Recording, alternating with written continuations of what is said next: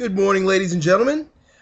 This morning I want to talk to you about an email that I received the other day.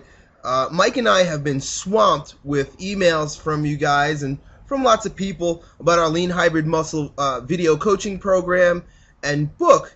So as we get around to the emails, we've been reading them, and I found one today that, quite frankly, kind of hurt my feelings a little bit, and I wanted to, first of all, get your response to what this gentleman is saying, if you agree with him or not. And then also, I've decided to take the typical rebellious approach that I normally do to the type of criticism that I've gotten here. So what I'm going to do is, here's the email, if you're looking at it. I'm going to read it out. You guys can read it also. And then let's make sense of it. And then if you're down with what I have to say, then let's rebel against it and see if we can perhaps shed some light on what the reality here is. So this comes from a gentleman. He says, "Yesterday I mentioned I had my fill of chubby, albeit strong, men lecturing me on how to get fit. Well, today I continue my sermon in that vein." So essentially he's calling myself or Mike chubby, albeit strong, men lecturing people on how to get fit. Now that's okay. I can take a stab like that. Quite frankly, I can be quite chubby at times. And I'm going to talk to you a little bit about my favorite cheat foods that lets me to remain a little fluffy at times. Anyway, so he goes on and he starts to praise himself by saying, "I was once 50 pounds heavier than I am today. I can tell you one thing, I've never been 50 pounds overweight. I'm 42 years old and keeping myself in single-digit body fat for 12 months a year for the last 3 years. I'm a personal trainer by profession." Well, congratulations, you took a certification course and gotten several clients in similar shape. You're a stud, buddy.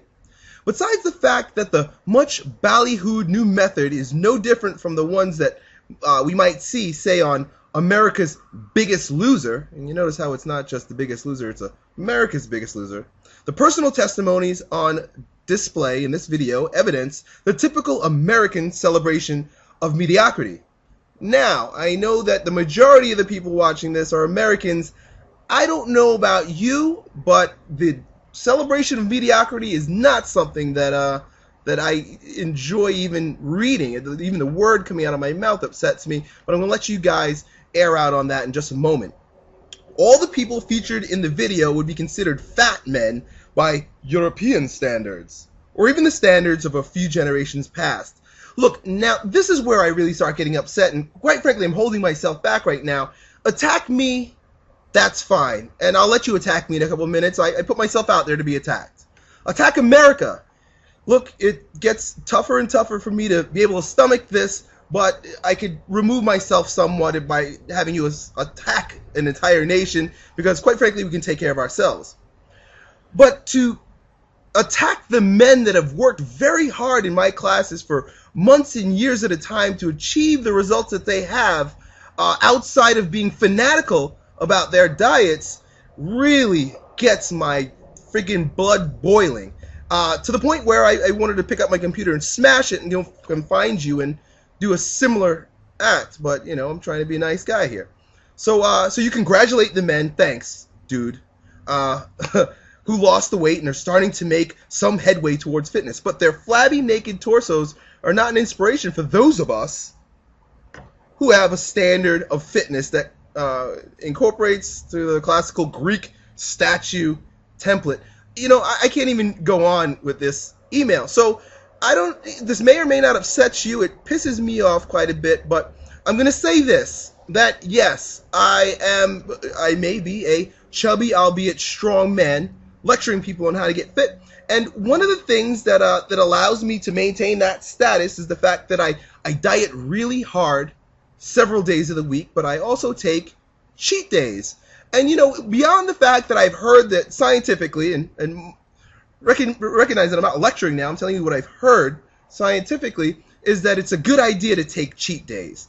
And you know, I might have one too many cheat days, and maybe some of the guys at my camp have one too many cheat days. But the fact is that we are in better shape than the majority of people. I am very strong, so I mean, albeit strong, you might want to put the word very next to that, and it's a quality that I intend to maintain. But anyway, I'm going to talk to you about my favorite cheat foods. If you look here, this is a good old American cheeseburger. Let me see if I can get this in the camera a little bit better here. Good old American cheeseburger, one of my favorite cheat foods, and I quite frankly eat cheeseburgers every single day if I could. I train harder than our European friend here, I'm pretty sure, because if he maintains a body fat percentage in under single digits for 12 months out of the year, you're probably pretty weak, buddy. And essentially, our program is designed for people who want to maintain strength and fitness. So anyway, this is how I enjoy myself. Another cheat food that I enjoy quite a bit that makes me maintain your chubby, albeit strong status is beer. Good old American beer. Now, I'm sure you're going to argue that beer was created somewhere in Europe, which you're probably right, but boy, we've done it justice.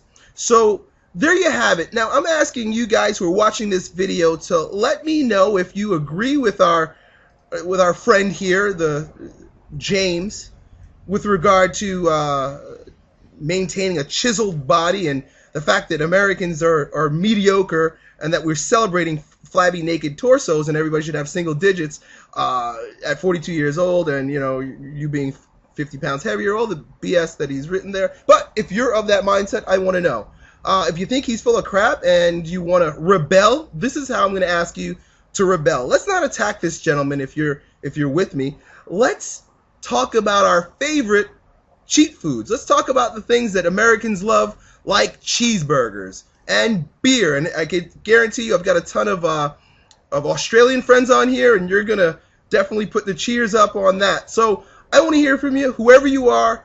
Let's rebel against this Nazi, and let's display below in the comment area your favorite cheat foods. And I'd love to engage in that conversation with you guys, and I'll let you know some of my other vices, food and worse. All right, I'll talk to you next time, guys.